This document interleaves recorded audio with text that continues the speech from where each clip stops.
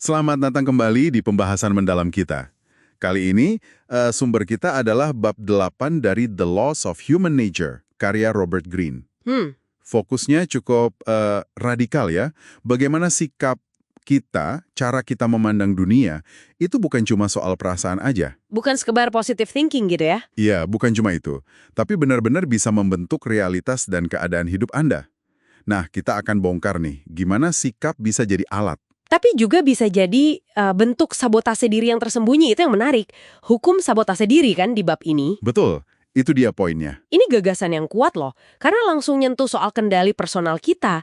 Seringkali kita merasa hidup itu terjadi pada kita, pasif gitu. Iya, kayak kita korban keadaan aja. Nah, tapi Greene berargumen bahwa lensa sikap kita itu secara aktif menciptakan banyak dari apa yang kita alami. Sadar nggak sadar? Oke. Jadi memahami ini ya langkah pertama lah buat keluar dari pola-pola yang mungkin tanpa sadar nahan kita.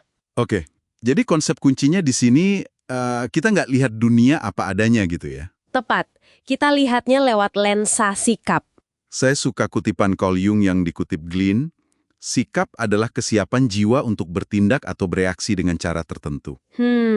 Kesiapan jiwa. Jadi lensa ini yang nyaring apa yang masuk, apa yang kita perhatikan, terus gimana kita memaknainya. Dan dampak penyaringan ini, wah luas banget. Bukan cuma soal interpretasi kejadian netral misalnya. Tapi juga, bagaimana orang lain merespon Anda. Nah, ini bisa jadi lingkaran yang memuatkan diri.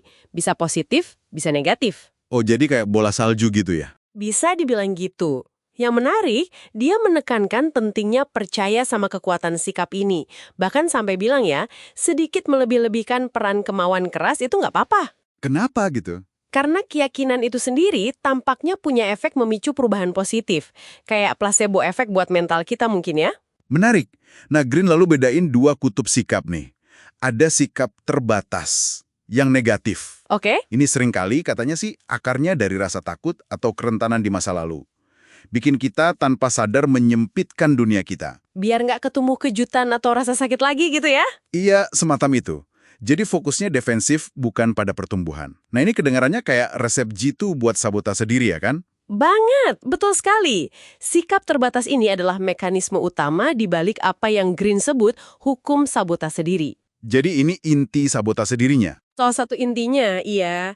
Contoh spesifik yang dia kasih itu sikap pendendam.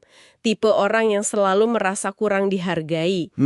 Terus nyari-nyari tanda penghinaan, semua dianggap personal. Ini kan jebakan mental banget ya. Pasti capek banget ya hidup gitu. Iya, nguras energi dan nutup pintu kesempatan. Fokusnya ke luka terus, bukan ke potensi. Oke, itu yang terbatas. Lalu di sisi lain ada sikap meluas yang positif. Ya, ini lawannya. Ini bukan optimisme buta kan ya, bukan denial gitu. Bukan. Lebih ke cara pandang yang melihat tantangan sebagai, ya, peluang belajar, melihat otak kita sebagai mesin belajar yang terus berkembang. Jadi kegagalan itu bukan akhir dunia. Justru itu data buat jadi lebih kuat. Ini kedengarannya lebih memberdayakan, tapi ya memang butuh latihan. Tapi apakah ini realistis? Maksudnya dunia kan kadang emang keras. Greene berargumen ini lebih realistis dalam jangka panjang. Karena lebih selaras dengan sifat adaptif manusia. Oke. Sikap meluas ini juga mencakup gagasan penting. Cara orang memperlakukan Anda itu sebagian besar cerminan dari sikap Anda sendiri. Wah, ini agak menantang ya. Iya, karena artinya kita punya pengaruh. Sesuatu yang bisa kita pengaruhi. Jadi, alih-alih merasa jadi korban perlakuan orang lain, Anda ambil peran aktif. Ini penangkal langsung dari sabotase diri yang muncul dari sikap korban tadi. Anda nggak pasif lagi. Contoh yang paling jelas di bab ini kisah Anton Chekhov ya. Betul. Penulis itu, awalnya kan dia, terjebak di kota kecil, merasa putus asa banget. Nyalain ayahnya, masa kecilnya, nasib buruk, semuanya deh. Iya, situasinya tampak suram dari luar. Dan sikapnya sangat terbatas, penuh keputusasaan. Tipikal korban keadaan. Terus titik baliknya gimana? Titik baliknya, menurut Greene, itu perubahan internal.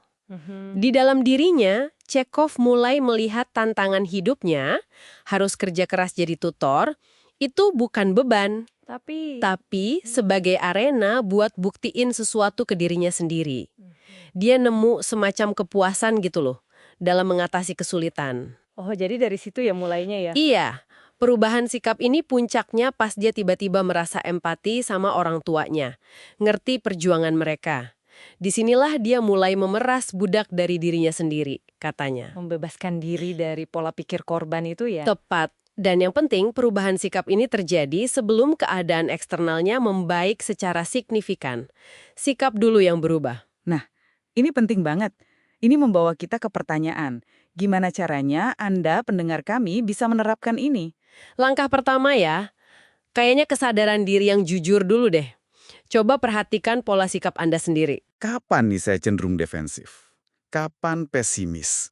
Atau kapan merasa kayak korban? Gitu ya. Betul, sadari dulu polanya. Lalu langkah kedua, dan ini Green tekankan banget. Memutuskan untuk percaya bahwa Anda punya kekuatan ngubah sikap itu. Jadi bukan pasif nunggu berubah sendiri ya. Bukan, ini keputusan aktif. Latih secara sadar pandangan yang meluas itu. Lihat masalah sebagai kesempatan belajar.